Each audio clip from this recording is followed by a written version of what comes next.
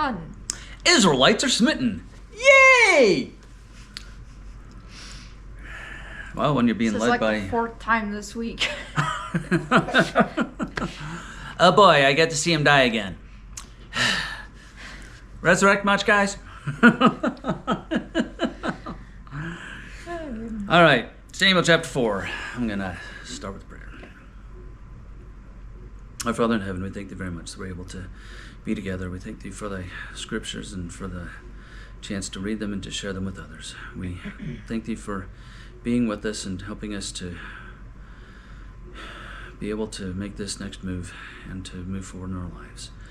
We thank thee for thy many blessings. We ask thee to please help us to be well and to be wise in all that we do. And we ask thee to please help us to know what is best for us in our next years. And we say these things and do so humbly in the name of Jesus Christ. Amen. Amen. Alrighty. Chapter 4. The Israelites are smitten and defeated by the Philistines, who also capture the Ark of God. Eli's sons are slain. Eli dies in an accident, and his daughter-in-law dies in childbirth. That's a lot of people who die. Yeah. So, well, the Bible is full of a lot of deaths, so, you know. I know. It's just like, dang. Yeah. A lot happens in this one chapter. Yeah, this is an important one because it sets Samuel in the high priest's place. Oh my goodness, look at her. She's upside down. She is. Why does she like sleeping on her back? I don't know. It's weird. I think it's just because it attracts us. And it's Who knows? so soft. Because she's just adorable. Excuse me. Okay. Okay, anyways. You want me to start, or? Yes. Okay. Voice one apiece. And the word of Samuel came to all of Israel. Now Israel went out against the Philistines to battle, and pitched beside Ebenezer, and the Philistines pitched in Aphek. Interesting. Do you know what the Ebenezer is? Ebenezer? No. It's where God is or something like that. My here I raise my Ebenezer. Yeah, that's what I'm thinking. Yeah, and that's why, because it's the place where we put our Here I monument raise to my God, Where God is. or a monument to God. I think it might actually be either way, That's interesting. something like that. Yeah, and the Philistines put themselves in array against Israel, and when they joined battle, Israel was smitten before the Philistines, and they slew of the army in the field about 4,000 men. And when the people were come into the camp, the elders of Israel said, Wherefore hath the Lord smitten us today before the Philistines? Let us fetch the ark of the covenant of the Lord out of Shiloh unto us, that, when it cometh among us, it may save us out of the hand of our enemies. I'm sorry, but that's not how that works. Like, yeah, let us just take this very sacred thing out of the sacred place that it's kept in, where it is safe, to take it out to battle and pray to it that it may, like, divine lightning strike our enemies to save us. And yeah, it'll all work fine. No wonder it gets captured. Indiana Jones, so did everyone melted when they talked Yeah, to it. that's a story. It doesn't really happen that way. I'm saying that, yeah, it's definitely not going to work that way in real They are life. thinking that it will make a difference because God will be with them and will strengthen them, but they are currently not living a good enough life for God They're to help taking them. a superficial representation of God to try and have God help them instead of actually praying to God himself. And having faith, which is a very important part of this. Yeah, you guys wonder why you died? Either way, do you know what it means to be in array? Like, spread out. Oh, They that was funny. they have all of their people line up one behind each other so that they are wide and deep, as wide and deep as they will go, and then that is the array that marches into the battle to fight the other side. Also, it's kind of like the Romans. Well, you know, the Romans perfected the military campaign, but that's, you know, it's age-old stuff. Everybody lines up across from each other, and good luck. So the people sent to Shiloh that they might bring from thence the ark of the covenant of the Lord of hosts, which dwelt between the cherubims, because God lives in between the cherubims, sure. And the two sons of Eli, Hophni and Phinehas, were there with the ark of the covenant of God. And when the ark of the covenant of the Lord came into the camp, all Israel shouted with a great shout, so that the earth rang again. They had a shaking of the earth because they were shouting and pounding the ground, and either way. And if I can talk to that. And when the Philistines heard the noise of the shout, they said, What meaneth the noise of this great shout in the camp of the Hebrews? And they understood that the ark of the Lord was come into the camp. So that means that the ark is well enough known to be known by people who aren't in Israel. Yeah, but also it could just be that they were like, they brought their symbol of God into the camp.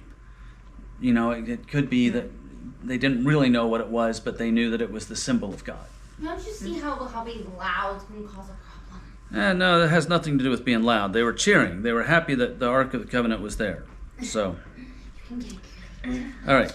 The Philistines were afraid, for they said, God is come into the camp. And they said, Woe unto us, for there hath not been such a thing heretofore. Woe unto us! Who shall deliver us out of the hand of these mighty gods? Okay, these are the gods. It was just one god, but anyhow. I guess they don't know that because, yeah, they have so many different gods. A lot of places have multiple gods. Yeah. These are the gods that smote the Egyptians with all the plagues in the wilderness. Be strong, and quit yourselves like men, O ye Philistines, that ye be not servants unto the Hebrews, as they have been to you. Quit yourselves like men, and fight. What the heck do they mean by quit yourselves? Be men. So, be strong, be men, yourselves like men. I think that this is a translation error. It's just saying, guys, get ready to fight because we're gonna have to really. That sounds like a translation error. Yeah, quit yourselves makes it sound like they're trying to commit seppuku. Yeah, but they're not. They're saying, get yourselves riled up. I can't say the word. Yeah, because you killing yourself.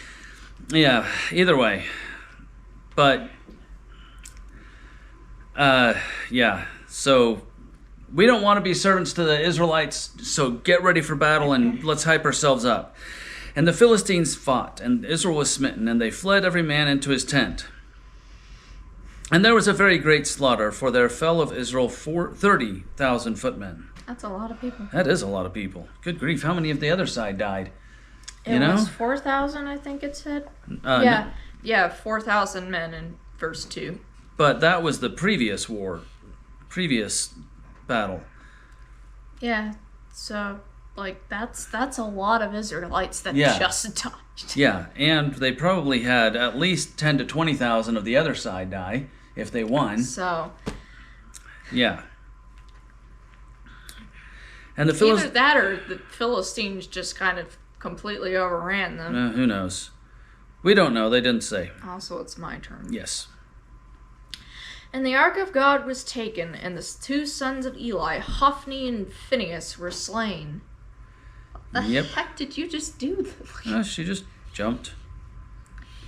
I'm seeing it out of the corner of my eye. Yeah, she ran up to surprise him, and then she jumps up over the back. That was cute. Oh, goodness. And there ran a man of Benjamin out of the army, and came to Shiloh the same day with his clothes rent, and with earth upon his head. And when he came, lo, Eli sat upon a seat by the wayside watching, for his heart trembled for the ark of God. And when the man came into the city and told it, all the city cried out. I don't blame him. They just had their most sacred thing just disappear. Get taken off. Yeah. And it's just my sons took this thing and they didn't really ask me, maybe, who knows. And now it's in trouble, and what are we going to do? Now it's in the hands of the enemy who don't know about it. He doesn't even know that yet, but he's scared that it's going to be damaged or taken. Oh, goodness. Yes. Sorry. You're good. Eli. This is Eli sitting beside the temple, or near the temple, or something like that. Okay. Around here. In the region, yeah. He had been walked over there. And when Eli heard the noise of the crying, he said, What meaneth the noise of this tumult? And the man came in hastily and told Eli. Now Eli was 98 years old, and his eyes were dim, that he could not see. Also, he's blind. He had cataracts or his, whatever. He was past the point of no return. And the man said unto Eli, I am he that came out of the army, and I fled today out of the army. And he said, What is there done, my son? And the messenger answered and said, Israel is fled before the Philistines, and there hath been also a great slaughter among the people. And thy 2 sons also, Hophni and Phinehas, are dead, and the ark of the God is taken. Okay. We had a horrible loss. Your sons died, and by the way, the ark is gone. Just the... Well, I mean, it's just like, how do you even correctly explain that, like, oh yeah, 30,000 people died, your 2 sons are dead, and the Ark of the Covenant got taken without it just being like, oh, the last thing is a footnote. Like, what has priority here? Yeah, well, obviously they didn't care as much about the Ark, but whatever. That's all being relative. It's just, this Stuff is how he happened. said it. Yep. And it came to pass, when he made mention of the ark of God. Okay, pronouns. When the man telling made mention of the ark of God, that he, Eli, fell from off the seat backwards by the side of the gate. So he must have been sitting beside the tabernacle. And his neck brake, and he died, for he was an old man and heavy, and he had judged Israel 40 years. So, like I said, he literally just fell off the seat and broke his neck. Yeah, well, you have to understand, if he was heavy, and he could have been on a taller stool. We don't know how tall the stool was, but if you fall, and your head hits first, and then your whole body lands on top of that, your head doesn't move enough. And it just pops the neck. It's the hangman's break, right at the back of the skull. Yeah, that's a very popular place to have a break. And just not used to people falling off of chairs and ending up with like upside down. Yeah, well, it's I'm used to them just falling off and ending up sideways. But that's how they tend to fall. That poor guy that brought the news was having a really bad day. Yes. Yes, he was on a stool. It didn't have a back. I mean, he just sat there. He delivered the bad news. Still, like. But so Eli went. Oh, I'm sorry, you guys. He was in shock, and he threw himself back a little bit, and then it was like, whoa, and he just kept going. But again, from how I see it, usually when people fall off of chairs, it doesn't matter if it's forward, backward, or sideways. They still usually end up on their side and not like completely upside down enough. So I don't know. That's just how I'm used to always seeing and hearing about it. But Eli was sitting there as an old man, just feebly holding himself in place. And when he said the ark is gone, he sat up quickly, and then he couldn't stop himself because he was unable. He was too old to make the correction to stay upright, and so he just tipped. Yeah, I know that. I'm more talking about how he died. Either way, he landed on his head. Doesn't matter if it was forward or sideways. He landed on his head and... broke his neck. Yep, broke his neck. 19. And his daughter-in-law, Phinehas' his wife, was with her child, near to be delivered. No. Wait, what? Was with. Yeah, she was with her child. Yes, most definitely, because the baby hadn't been born yet. Why are the scriptures so hard to read? They are. There's so many, Anyhow, she's pregnant. She was at 8.5 months, 8.5 months, and so she was... near to be delivered, and when she heard the tidings that the ark of God was taken, and that her father-in-law and her husband were dead, she bowed herself and travailed, for pains came upon her. Yeah, I can imagine. You get enough stress and you're gonna start doing stuff. So basically, she immediately went into contractions. Went into labor. Yep. If she wasn't already started, this could have been. What are you doing? She's just got the zoomies going at the moment. They don't know what you're talking And about. Finley's just like, What are you doing? oh my goodness. And about the time of her death, the women that stood by her said unto her, Fear not, for thou hast borne a son. But she answered not, neither did she regard it. Because she died. Right. She named the child Ichabod, saying, The glory is departed from Israel, because the ark of God was taken, and because of her father-in-law and her husband. Ichabod. The footnote says, Where is the glory? But the way that this is worded, again, biblical timelines tend to do this number. So she's dead. Oh, by the way, I'm going to name the child. You know.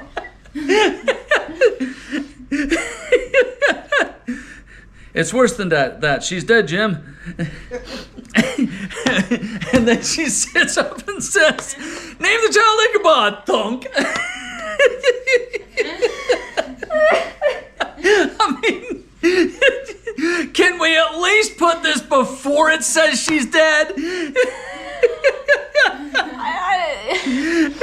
Oh yeah, her ghost just comes out of the grave for like 2 seconds to say, Here, name him in this because glory is gone. Then into heaven. And the poor midwives are sitting there going, Yeah.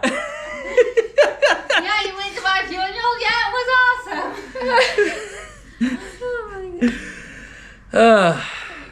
Not that much awesome, very fast awesome, but still. And she said, The glory is departed from Israel, for the ark of God is taken. And then dies. Yeah, so this had to have been... It takes a little while for everything to go through, even if you start labor and you've... But if she had not been starting contractions before, it took her a while. So, you know... Considering that childbirth is like one of the number one reasons of death back in the day, because we didn't have modern They don't call it medicines. the valley of the shadow of death for nothing. They were crossing through the valley, through the shadow of, whatever, the valley of death. Angel of death, something like The that. valley of death, yeah. Because it really is such a physically and mentally intense thing going on. So Oh my goodness, she dropped a doohickey onto Finlay. Oh, he's on the ground. You're just playing with his tail. I think Yep. Anyhow, so we have the end of Eli and his family, and we have the ark taken from the Israelites, and we have a cat trying to... A cat who's having too much fun playing. Yeah, I'm trying to go underneath the light so we can see her, but she's just being silly.